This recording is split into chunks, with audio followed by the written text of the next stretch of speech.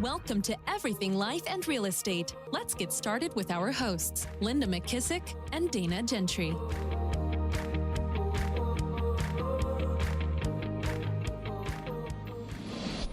Hi, everyone. Welcome to Everything Life and Real Estate. I'm Linda McKissack. And I'm Dana Gentry. So, hey, Dana, we're still into, I don't know what week of COVID-19, but it seems like eternity. I think it's week 9 or 8. It's crazy. But the interesting thing is the weeks just fly by. They do. They're going to go slow, and it's like I wake up, it's Monday, and then next thing I know, it's Friday. Yes, I felt the same exact way. This morning I woke up and said to Adam, I said, I feel like I need 3 days in the weekend now. Yeah. No, I did the same thing. And as a realtor for 30 years, I never loved Fridays any more than the other day. Actually, didn't matter. Mondays were always my best day, but I find myself dreading them now. And yeah. I think it's because I don't know. It's just I'm off kilter, and there's not as much productivity that I used to have, like on a good Monday. Yep. Yeah. Well, and I'll tell you what, Zooming from 8 in the morning until 8 at night. I mean, you don't think that it would drain you as much as like ripping and running and going all day long, but it does. Yeah. I said to someone, it's more emotional drainage than anything. I don't know why. Sitting there and being on, we were on 3 Zoom calls from 9 to 2 or 3. 4 almost. Yeah. Last week. I actually did feel better though when Gary got on and said, I'm exhausted. I was like, I feel a little bit better. Yeah, so true. Well, I'm super excited today. So why don't you tell everybody what we got planned for today? Yes, we've been wanting to do this for a long time. So today, everybody is going to have the pleasure and the treat of getting to hear you and Jimmy both together. So welcome, Jimmy. All right, glad to be here. Okay, so I think this will be great. So let's talk. I wanted everybody to we've had a lot of requests actually, because y'all wrote the book Hold, right? And so several people have talked about that. And I think right now with everything that's going on, the freedom around passive income, around wealth building, it's becoming back to a popular subject. Not that it ever got away from that, but it's like, I think these times are making people think more about that now. And so go ahead. Even I've had a text from my trainer saying, oh my God, I'm so ready to listen to you about freedom and creating wealth and passive income. And then my hairdresser texted me and said, I cannot believe that I'm sitting here with one way to make money and I can't do that right now. And she said, I've got to figure some other things out. And she'd actually been working on her real estate exam and had never finished it. So I think more people than ever are really starting to think, oh, wow, I should have, in the crash of the 08 and 09, you had a lot of people affected, but not as many people as now. So I think Jim and I have talked about this, and we're working on a freedom course on how do you get freedom of your time, money, and your relationships so that you have the best life, that you can possibly have, or the biggest life that you can possibly have. Because right now, just think about, your main source of income is disrupted right now. Yeah. And so these other streams of income that we have from the wealth building side are still cash flowing money, and money's still flowing into us, even though our mainstream of income has been disrupted. Yeah. Yeah. And, we waited the first month to kind of see how our rentals were going to be, because we have maybe 80, 90, 90 single family homes.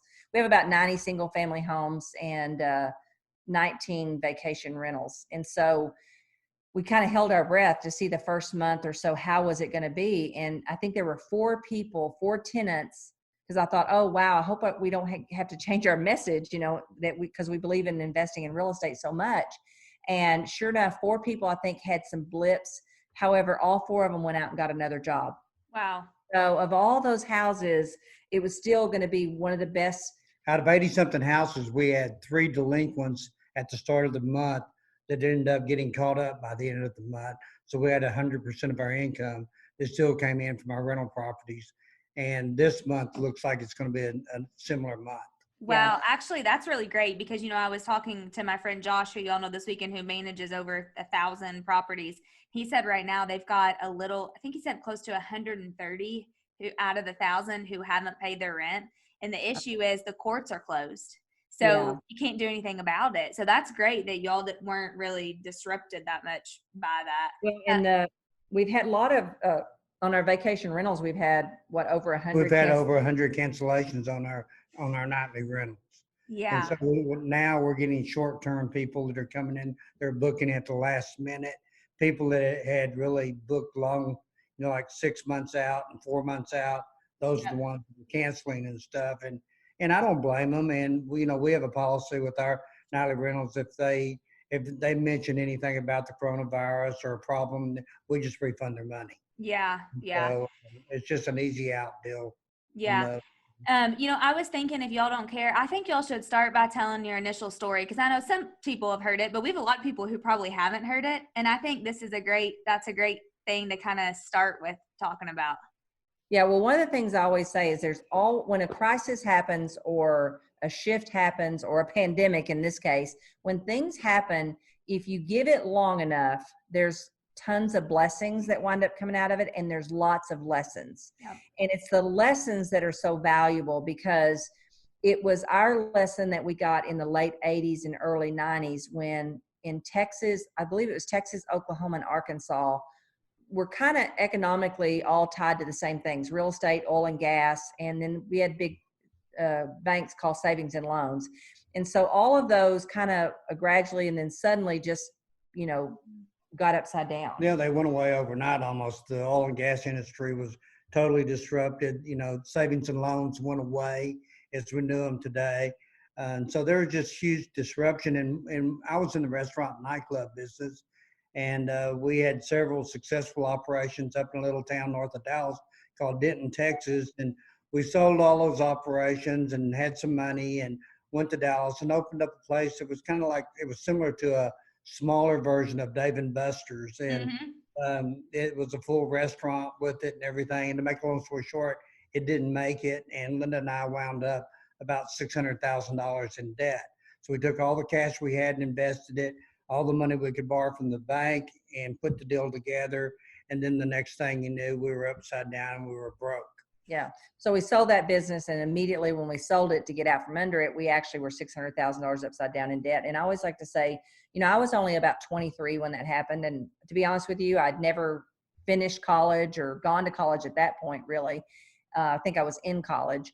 And I didn't even know what the word economy meant. I had no idea whether it was a good one, a bad one, but I knew something was wrong, because all of a sudden Jimmy started wanting to stay up late. He didn't want it to be morning. And when he would finally eventually, kind of tell me everything, he'd say, the reason I don't want to go to bed at night is because when you go to bed, morning comes too soon. And when morning comes, bankers call. And so it was a lot of stress and stuff on him. And so I always like to say, in my 38 years, I've probably only done this maybe a few times. But for whatever reason, I had the good sense to look at him and say, because he said, I need you to help. I need you to go to work and help me, figure out some of this. And so I looked at him and said, I'm a hard worker. But to be honest with you, Dana, up until that point, I'd never made, other than my maybe $100 or $150 a night in tips, I'd never made more than minimum wage. And so I had never figured out, what can I do that is actually, something I can get paid decent for. So I looked at him and said, I'm a hard worker, but what in the world am I going to do to help make that kind of money? And he said, I had a mentor one time. I think he was your Pee Wee football coach. He was a football coach. And he said to Jimmy, if you ever want to make a lot of money, real estate's the way to do it. Now, Jimmy and I laugh now, because looking back and having discovered who that man was, he was actually a real estate developer in Dallas. So I don't think he said, get a wife, make her sell houses, and you are going to be rich and all's going to be over, right? But for whatever reason, we didn't get the whole story. And so I said, okay, how do you do real estate? And he said, well, they'll take some of your college credits and then you go get some other classes and you get a license and you just get out there and sell houses. And I thought, well, how hard can that be? Right. So, and I always tell people, I only made $3,000 gross the first year. And Jimmy goes, that's real gross, because it cost me about 15 for you to make 3. This math is not good. Not good math. We're not going in the right directions. But there was something about real estate that I knew that if I could ever get my arms around how to do it, there was enough that I loved about it that matched my soul. And mostly was the freedom, to be honest, because I had one job. Now, I'd had many jobs in high school, but after high school, I had one job where you went in at 8 and you got off at 5. And I hated that job. It was so miserable. You would not believe what all I tried to cram into a break and a lunch. because I just wanted to do so many things. And I always say, so I quit that job and got a job in real estate where you go in way before 8 and you get off way after 5, but it felt so much freer than that 8 to 5 box I was in. It just, and so I knew if I could figure out how you make money at this, it matched who I was, and it would really be the answer. And, you know, one of my goals whenever I was younger and coming through and going to college at the University of North Texas, I wanted to be a millionaire by the time I was 30. Well, when this happened and we went broke, I was 39. So instead, I was sitting here as, you know, and look myself, I'm really a failure. This really stinks, you know, all these reasons and everything why, you know, things aren't working out, and, you know, trying to figure out why it didn't work out and stuff. And it was just kind of a really tough time. So I always say that, you know, the worst thing that ever happened to me was going broke. But looking back now, the best thing that ever happened to me was going broke. Linda and I are both smart people. We have the ability to figure things out. Yep. We had thought about wealth a little bit and stuff, but we really got to be students of money and students of wealth building. We immersed ourselves after Linda got involved in real estate. I ended up joining her in 1990 in her sales business and stuff, but we really immersed ourselves in education on learning about investing, learning about money, learning how rich people looked at money a whole lot different than people that didn't have very much money.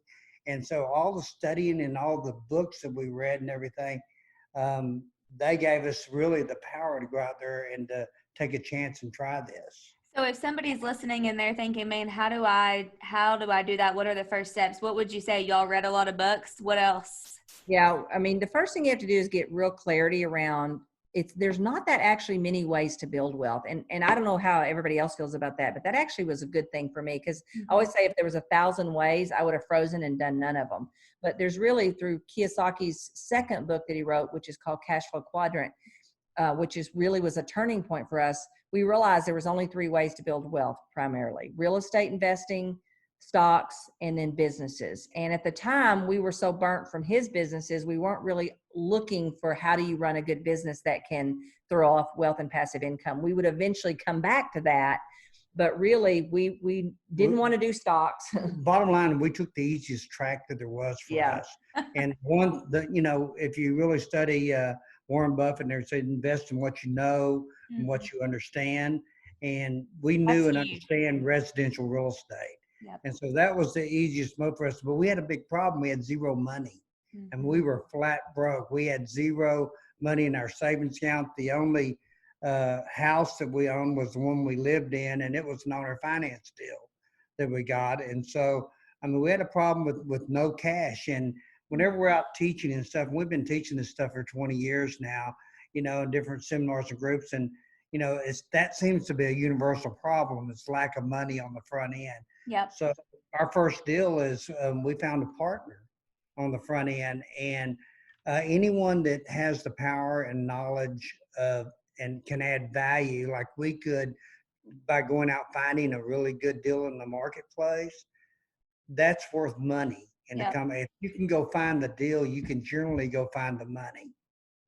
Did you say? Yep. Yeah, absolutely. And tell the story about our first deal. Well, we set a goal to make. I think we decided we wanted to make $250,000. I'm one of those people that it's always bothered me when somebody would ask you the question. I'd be in a seminar and they'd say, you know, how much is enough?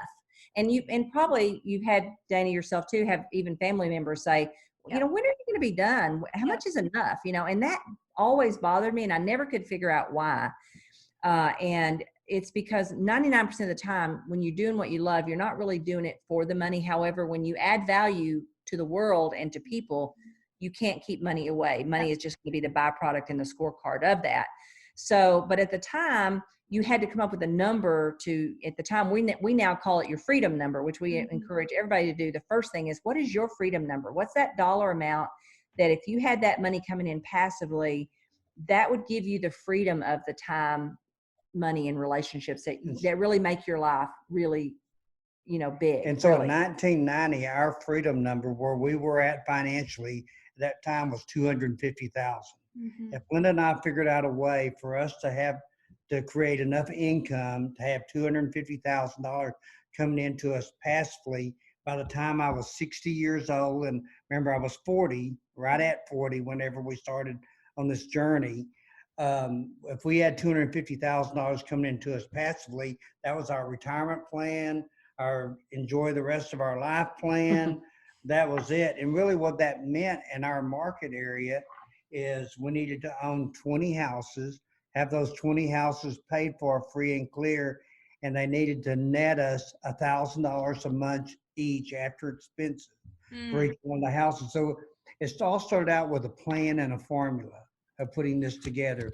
And in the goal, I used to not want to set a goal because I'm afraid, what if I want to change it? And the thing is, the reason you need a goal is that's what's going to get you started. Yeah. It's okay if it changes over the time or over the years, and don't feel like you're pigeonholed into that. We've blown past 250 a long time ago. Mm-hmm. However, I don't think if we hadn't set the 250, we would never even gotten started, because most people don't realize it. But once you decide that you're going to do a goal or do something, I believe the whole world, God, everybody shapes up in such a place to help you try to get that. Yeah. And so when I came home, I found a deal real quick. And I came home and said, okay, I found our first property. I'm so excited. We can make $15,000 on it. It's, needs some work, but they want to sell. They don't want to put it on the market. And Jimmy goes, that's great, Linda, but we have no credit and no money. How are we going to buy this thing?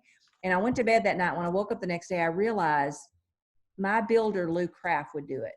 I knew how he was with money. He knew how I was with money. He knew how we were. And this guy was just salt of the earth. Yeah, you trust him with guy. anything. So I just went to him and said, Lou, I found a deal. Will you do it with us? So we'll put our commission into the deal. If you'll do the construction. And then we'll split the profits, and we'll just do this as a flip. Yeah. First deal. We're just trying to get some cash together. And so he did the first 3 deals with us. And now today, the first one we flipped out of, the second 2 we held.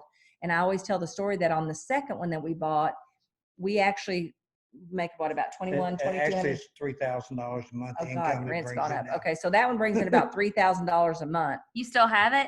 We still have it. It's free and clear. It was our first house, so it's been free and clear for a long time.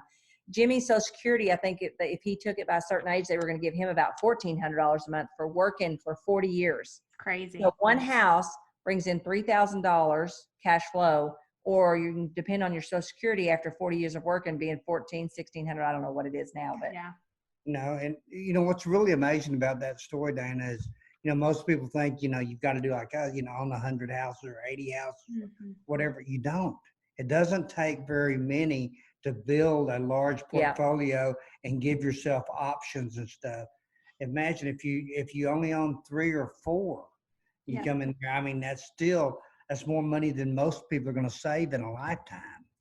Yeah. I mean, I think it's it's like the saying, it's like an elephant. It's one bite at a time. It doesn't matter where you start. I think for us, because we're the kind of people that we actually love the thrill of having that kind of business and doing it. It's, and your first one is always your hardest one. For us, we just wound up making a business out of it. And I'm so thankful today, especially during COVID-19, I'm so thankful today to have learned those lessons. And so what people are going through right now can be the greatest turning point of their lives. It really can. And so Jim and I are super excited because we've been preaching this message for over 20 years. And we know it sometimes when money and cash flow is flowing really good, it's harder to get people to listen to what we're trying to tell them of creating that freedom and margin in their life, so that when a pandemic happens, they're not so stressed out and so, this is a big reminder of what's going on right now. Yeah. I thought this really hits you upside the head and said, what was I thinking?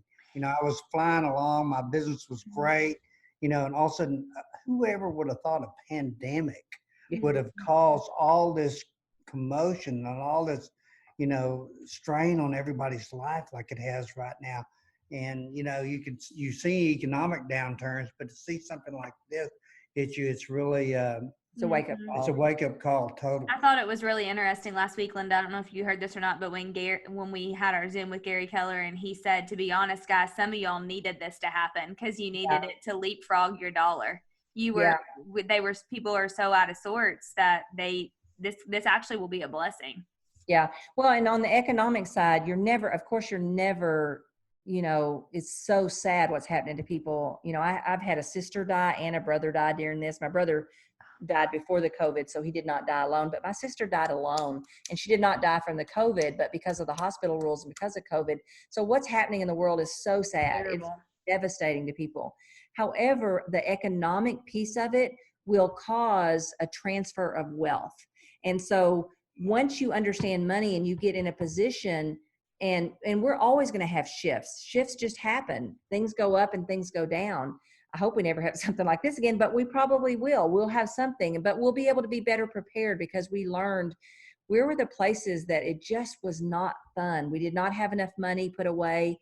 We did not have enough income stream. So if one or two of them or three of them went away, we still had money coming in. And so these are the wake up calls, and they're so painful right now. However, again, we're already starting to see blessings where people are kinder to each other. They're helping each other. There'll be many more of those blessings. And the lessons that we learn, if we take them, will prepare us to always be prepared in the future for this. And I always say, you know, I know right now is not a good time to be thinking about where would I get the money for a rent house. However, we're usually either driving it, eating it, or wearing it. The money is there. The money is there. I tried an experiment a few years ago with my top agents in one of my offices because I got tired of them saying, well, I don't have the money to invest. I don't have the money to invest. Well, one, go find a partner or somebody who does have the money. But also, you know, I did an exercise for probably, I don't know, maybe 6 or 8 months. And every time I thought about going out to dinner, I'd say, nope, we're going to put that money in the bank. And I want those shoes. Nope, I'm going to put that money in the bank. And by the time I got finished doing that exercise, Paid off our first rental property. we paid off our first rental property that was the lowest amount of Just loan kind of balance using we had. Dave Ramsey's snowball. Wow. Yeah. And we paid off our first, the one we owed the least amount of money on. Yeah, so you talk about what's the first thing for them to do, Dana? I would get Total Money Makeover and read it completely through and through. I would start looking for ways I can cut, and everywhere I cut, I would look at that as an opportunity to put money aside, to start putting, even if it's just a little bitty bit. And then also realize, again, somebody out there has the money, and they're buying right now, and they're happy to buy. And as we get, you know, there's always, we call it the 4 Ds: drugs, distress, death, and divorce. And those are always causing people to sell their house at a cheaper amount. You're going to see more of that over the next probably 12 months than you've ever seen, because unfortunately some people are not going to make it through all this. And so you're going to do them a favor if you have the cash and the ability to make them liquid as quick as possible. And so once you kind of understand that, because life, getting what you want out of life is just helping enough other people get what it is they want. And there's going to be enough of those people that they want liquidity and they want mobility. And so if you're there and you're ready, you're going to help a lot of people out from that. I have never had a person that we bought their house and got them closed quickly ever say, well, that was terrible. You know, they're like, thank you very much. Because when they're in those situations, they need people who are ready to take action and do something. And just becoming astute with money, understand the difference between passive income and earned income. Notice that, you know, that money, you know, it flows 2 ways. You know, you have your income from your work and everything, where you have your cash coming in. You have your expenses or you to used live to on. anyway. And you have your We did a few expenses months and ago. costs to live on. And then hopefully you pay your taxes, and hopefully you've got some money left over to go, you know, invest with. And getting on a personal budget and really understanding that. The other 2 books that I would recommend for them would be a book called Thou Shalt Prosper. I was going to ask you that, Jimmy. That's by David Lapkin. And it's a really, really good book. And then I would read Robert Kiyosaki's Cash Flow Quadrant. Cash Flow Quadrant was really the most eye-opening book that I've ever read when it came to really understanding money and understanding passive income versus earned income. Have y'all, I just got this today and just started it, Keys to the Vault. Had y'all read that? No, but I wrote it down when we heard him last week. By Keith Cunningham. I love, and I know y'all read, I love The Road Less Stupid that he wrote. And so this is next on my money list to read. And I did hear him say, and you said this earlier, Linda, that we will experience the greatest transfer of wealth in our lifetime during all of this. And the one thing that I think is so important that just when I heard John Maxwell say this, honestly, it just reminded me of y'all. He said, when you know who you are and you know what you want, you begin to move, and then you attract resources to it because action attracts. Yes, so true. And that's why my trainer was saying to me the other day, which is kind of nice because we're actually putting together a freedom course and we've been working on it. So I told her, I said, look, I need you to be my guinea pig. I need you. I think we'll probably do a small pilot group first, but told her, I said, I need you to be my guinea pig because everything you don't know and you ask me, you need to make me go over there and take my phone out and write it down because, you know, she's trying to think of things 10 steps out. And I'm like, no, let's don't do that. Like right now, let's talk about what you can do. You got to finish our book Hold. You got to ask me anything you don't understand in it. We're going to start back there. Don't start. She's starting to worry about, well, who's going to, you know, how am I going to find a realtor to find me a house and all that? So I said, no, we're not doing any of that. We're going to start back up here. We're going to look at your money. And, you know, and we're going to look at what your strengths are. And, you know, one of the things, she goes, well, what do you mean by that? I said, well, one of your strengths, let's think about it. You're single and you don't have kids. So the reality is you're sitting here thinking about how you can save money from your training business when you get back up and running good. But what about also a second job because you have no kids and no husband? She's got time. You've got time. Time is your strength. So I said, you know, she goes, well, how does this work? I said, well, we'll make a list of what are the obstacles that would keep you from doing this, and then what are the strengths, because your strengths usually wind up overcoming your obstacles. That's such a good point, Linda, because my brother and I have been talking about this and getting into rentals too. And I told him he's been blessed with such a strength and a gift of like remodeling. I mean, he can do anything himself and make it look amazing. I'm like, Chris, that's your strength. Use that instead of paying a contractor like most people would have to do. You can use that, and that saves a lot of money. Yeah, my brother was here this weekend. He came down and went fishing at the boathouse. And a few years ago, he does a lot of construction. And we just said, he came down and shadowed Jimmy at the foreclosure step. This has been a while back. You know, it's kind of complicated to do the foreclosure steps. And so we said, you know, Homer, what you really should do is you should go find as many vacant lots in Lubbock, Texas as you can find. And you and his son who works with him should build houses on that. And so they've been doing that quite successfully. Yeah, they own about 9 houses. Yeah, so they own about 9 houses now. So I think people don't think enough about what some of their strengths are. They just only think about the dangers or the obstacles. Yeah. And so part of what we got to do is let's sit down and say, what are some of the strengths that you have?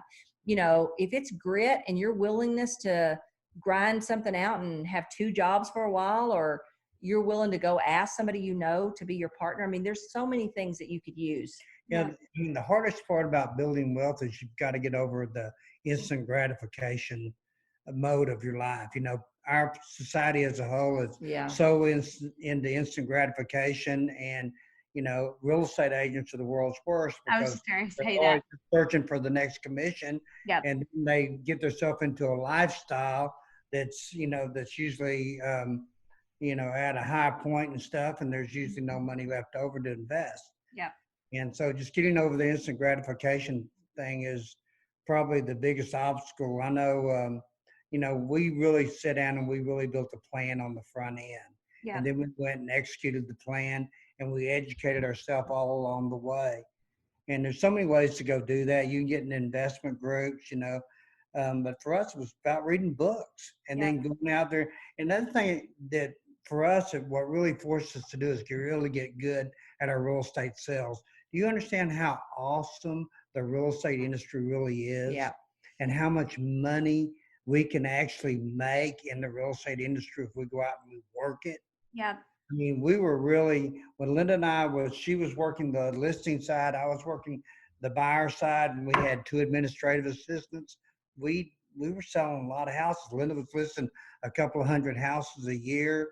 You know, we were doing over 200 transactions a year, and we were netting a lot of money. Yeah. And as soon as we got that money, what we did is we took 15% of every commission check that we've got and had it automatically put into a money market account. Yeah. Every time that money market account would get $25,000, $35,000, or $40,000 in it, we went and bought a rental property using the formula in the whole book. Mm. And we followed that over and over and over and over again. I think it's important I've heard y'all's story a ton of times and I still just am taking over a page of notes right now. I think it's important because I think a lot of people have the impression in their mind or the preconceived notion that you have to have like grown up in this, or your family members have to get you in this. Like, you guys this was just something, your mom and dads didn't do this, did they? Nobody in our family, no one in our family did anything like this ever. Not at all. No. And so we really started from scratch. Yep. And I always say, if we can do this, anybody can do this. We're just an ordinary couple who decided one day that we wanted to have an extraordinary life. And to do that, we found out what are the things you have to do. And then we just committed to go do those. It wasn't without, concerns or fears or obstacles or any of those things. And, investing in real estate was always our insurance policy. We had a very good real estate sales practice. And then we leveraged that into a real estate sales business. Yeah. And we were buying real estate all along the way. Once we were making money, instead of consuming that money, we didn't live really beyond our means. We were able to put money away and go buy real estate with it and stuff. And so it was just the journey that. Well, and what helped us put that money away was I kept reading in books about this automatic. If you do an automatic this, it would be easier, automatic savings, automatic. So we finally realized, because in Texas, in the KW office, you could actually get paid at the closing table, which is the way it works for us. I don't know if that works in every state. But so we just instructed our title person, every commission check, 15% would get cut to A.G. Edwards. We'd never touch that money. And it's so weird because I read that for years and years before we ever actually acted on it. And it was so true. It's like the rest of that money got absorbed and got spent, but that 15% was never missed. Well, what you would read is whatever amount you decide to save, and it's kind of like profit first in the book, where they're taking money off the top, because we were taking that 15-20% right off the top of the transaction of the commissioned income and putting it away into a savings account and learning to live off 80% of our income. Yeah. And so it became a natural thing. When you don't have it there, you learn how to get by and you learn how to live on it. And then you get kind of excited once you start buying property and you start building wealth and you start seeing this plan that you put together work out. It gets pretty exciting. And then all of a sudden you want to do better at your real estate sales because you want to do more of the investing side. Mm-hmm. It becomes addicting for sure. And the real estate industry is one of the few industries where there's enough money available to go do this. If you had you're going to have a lot slower path if you're on a 9-to-5 job and you have fixed income coming in. Yeah. You need to figure out, what else can I do? What else can I go sell stuff on eBay to make extra income and stuff? You got to figure out how to get more money to get more into the game. Yeah. One thing I'd love for y'all to touch on too real quick is, because Linda, we talked about this, but you guys are even taking a hard look and have cut some stuff during this too. Like, what are some of the things y'all have done just during COVID-19?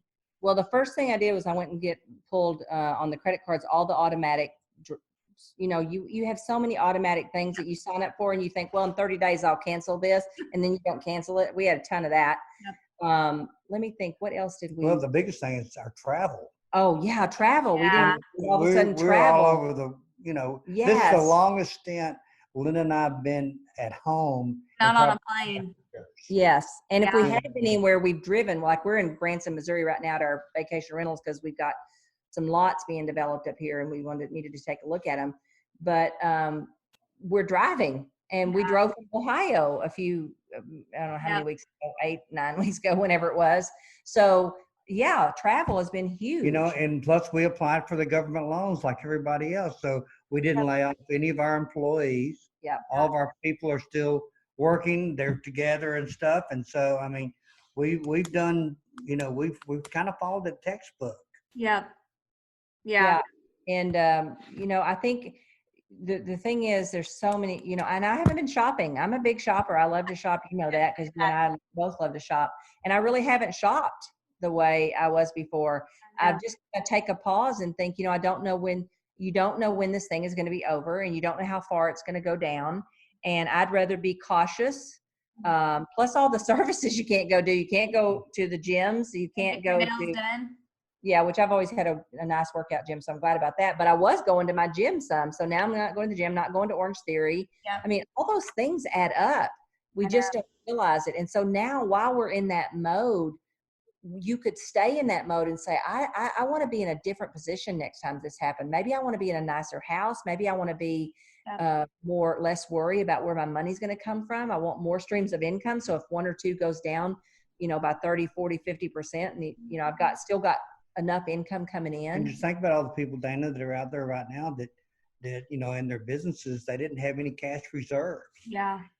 I mean, we're blessed, that in the business that we're in, we're required by our franchise or, to keep 4 months worth of reserve in our bank account for all of our businesses. Man, and I had an investor Zoom for one of my offices this morning at 11. And that's exactly what I said to them. I'm so glad that I mean, it would be great if everybody had that. The reality is they don't. I'm so glad that that's our model, because I mean, we would be in a world of hurting right now if we didn't have 4 or 5 months reserves sitting in there. Yeah, so true. And then some of our offices have more than that even in reserves. So those are the kind of things that I think this kind of wake up call makes you say, I'm never going to be in this position again. Yeah. Because I remember when we had no idea, I had no idea that the economy could crash. I was 23. I didn't know economies crashed, and now, I never knew a pandemic could happen, but now I do. So what are we learning from that? And what are you willing to do, so that if and when things happen in the future, or even if nothing ever happens, you're in a complete different place, because there's nothing that feels better than freedom of and opportunities to be able to take advantage of opportunities when they come along, because this is when, again, like the wealth transfers. Well, it transfers because some people have money and they're ready, and then some people don't. And so you got to be ready for these kind of things. And I think as bad as this is, it will teach us all that creating freedom of our money is super important. And I know we're kind of probably getting low on time here. So one thing we do have that I want to offer is if you will text the words freedom number, all one word, FREEDOM NUMBER, all one word, to 33444, you can actually download that worksheet. And I encourage you to sit down with somebody you really care about, your spouse, your significant other, whoever is going to be making decisions about money with you, and decide what is your freedom number. And then don't forget some of life's unexpecteds. Yeah. And just remember that freedom number is your freedom number. And so it's where you're at today. It may not be the number that you end up with. It could get a lot bigger like ours did. And, but it's the catalyst that'll get you started. Yeah. And so just starting with that plan is just so important. Yeah. And like Jimmy said, even if you just decide you want one rent house for each kid you have to pay for their college, that's a good place to start. If it's too overwhelming to think, well, to get the kind of money I need 20 houses, then just start with one, because 1 or 2 are usually the hardest. After that, it just gets easier and easier. Yeah. So, okay, let's wrap up. We'll start with Jimmy. What one piece of advice would you give somebody who is really wanting to get serious about this? What would be the one thing that they would need to do first? I'd do what we did. I'd read the books and study. I mean, all the books we read were Rich Dad, Poor Dad, Cash Flow Quadrant, The Millionaire Next Door, The Wealthy Barber. Oh, I've not heard of that. Richest Man in Babylon. All those books and stuff are really what were the catalyst. It's a real good book. Either Getting Wealthy One House at a Time. Building Wealth One House. Building Wealth One House at a Time is another great easy read. And so, and take the easiest approach to investing. Whatever you feel comfortable with and whatever really there's, like Linda said, there's only 3 ways: either through the stock market, through real estate, or through owning businesses. Whatever one that you feel the most comfortable with, that's the one, and the one you want to learn the most about, that's the one you should choose to start with. Yeah, and the key words that Jimmy said there is learn about, because if you don't learn and you just throw your money in, you're really more of a speculator. You're not really an investor. Great point. And speculating is where it's risky, and speculating is where you can lose all your money. Yep. In our book, Hold, we spell out our formula. On our properties, they have to be a 70-30 loan to value ratio. And that is something that has kept us buying in every market, even if it's a down market. we've never lost a house. We've never not had, We bought in every market since the early 90s. Wow. Markets, down markets, it doesn't make any difference. If it fits our formula, then we would buy the property. The other thing is, because I was 40 years old when we started, we financed all of our houses on a 15-year note. Oh yeah, So that's a great point. we had to put enough money down on those houses to make them cash flow. None of our houses had a negative cash flow when we took ownership of it. So the day we took ownership of it, it was a good investment, and it was paying us a fair rate of return on our money. Yeah. And, a lot of people, when they lost their houses in 08 and 09, the reason they lost their investment properties is because they bought basing on appreciation, and appreciation didn't happen. So we never base the property has to be a good deal when we buy it. And appreciation is what we just call icing on the top. If it gets, and some of our houses have tripled in value. Yeah. We made more money from 2007 to 2012 than we ever have in our investing portfolio. We changed our whole portfolio over. We upgraded our houses. We sold off some of our problem properties and stuff. And that's one of the reasons why today that the quality of our tenants, because of the quality of our houses, are very, very good. And so that's been kind of a good strategy for us also. Yeah, I loved what Gary said this week when he said he was looking at selling his underappreciating assets to take that money and redistribute it to be able to have cash to go get some good deals, because we know good deals will come out of this. And out of every downturn, every pandemic, every time that we've had a major shift in the market, there's always been vast opportunities. Yeah. So this is going to be the same. Yeah. If you're positioned well to take advantage of the opportunities, you'll do real well. Wealth is built during these times. Yeah. Yeah. Linda, anything else you'd add at the end to wrap it up? Yeah, I'd say, get this freedom worksheet, do it, figure out what are some of life's unexpecteds, because things are going to happen. Your parents may be getting older, and they may not have enough money to, actually afford to live as long as they're probably going to live. And so, when you're doing your number, make sure you factor in some of those things also. And then just decide that this lesson is going to be the lesson that makes a difference in you creating wealth and freedom. And it's not hard. It's simple, but not easy, because it takes daily disciplines or weekly disciplines to look at all this and make a decision to do it. But it's so worth it in the long run to have that freedom of not worrying about if a market shifts or, it's so sad, in the 08, 09, people actually committed suicide over things like this. People are already saying that right now. I just read that today. I know, it scares the crap out of me. But here's the thing. You can decide right now that this is a lesson that is going to be the lesson that makes a difference for you. And so just decide that, read the books, download the freedom worksheet, and just decide that it's going to be different from now on for you. And money is only good for the good that money can do. And so go build yourself a big life and give a bunch.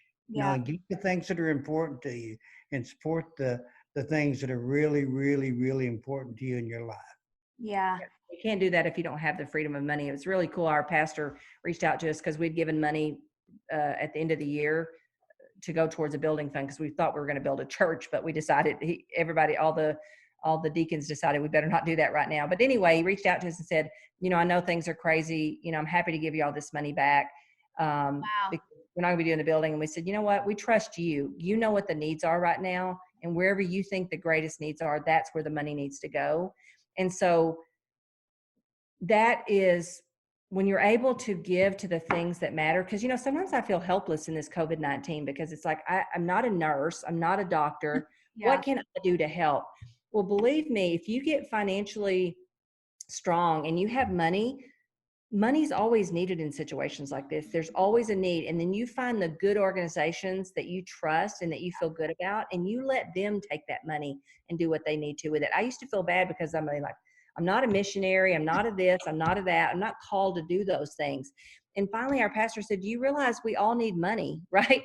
This is a gift you've been given. And so because you're given that gift, that's what it's meant for. And so, everybody that's listening to this podcast can do what we've done. Every single person can, because 99% of our audience is realtors or business people. Yeah. And so just make a decision that you're going to do it, and then read the books and make it happen. Yeah. We can help you guys. Let us know. Yeah. You guys you're so inspiring. I mean, I know everybody that listens to you and that has taken your classes and your seminar, and I'm super glad to hear that you're going to put something together, because I know you've wanted to do that, Linda, for a while. I think it's no better time. Yeah, I have this vision that Chip and Joanna makes everybody excited and dream about it. And Jim and I want to teach people how to do it. Yeah. We want a place, maybe on our ranch. This is me dreaming here, where actually people can come to a hands-on workshop on how to remodel these houses, how to pick the material, how to pick the stuff, all the things, because I know a million people dream about doing it. I want to touch the people that they don't want to just dream about it. They actually want to do it. Yeah. Yeah. I love that. Well, you guys are awesome. Jimmy, thanks for coming on. We'll have to have you back. Fun. You guys have a great podcast. This is good. Thank you. And remember, text to the number 33444, the word freedom number, all one word, make it all one word, freedom number to 33444, and you can download your own worksheet and figure out what your freedom number is. Yep. And we'll put that in the show notes too. And actually, when this podcast airs on Tuesday, we should be either that day or within a day. We have some awesome, super cute new t-shirts that every one of y'all listening are going to want to buy. So we want this hashtag freedom number. Oh, let's do that next. Yeah. Yeah. And Linda, dang, I'm going to have to tell her to ask Heather to mail you some to Branson, because she sent you them to your house.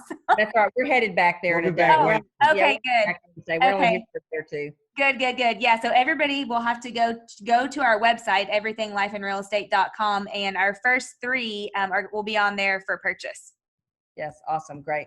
Well, Dana, thank you. And just remember, if you love this podcast, the greatest compliment you can give Dana and I is to share it with someone in the real estate business that you think, or business world that you think could get value out of it. And be sure and leave us a review. We really do appreciate that. And most of all, we just appreciate you listening. And remember, if you have questions or comments or anything you'd like Dana and I to help you with, just reach out to us on Instagram at hashtag everythinglifeandrealestate. Dana, I guess I'll talk to you next week. Okay, talk to you then. Be sure to subscribe for more business strategies and tactics to inspire you to live an abundant real estate life. Don't forget to rate and review so we can bring you the best content. Find this and other valuable information at everythinglifeandrealestate.com.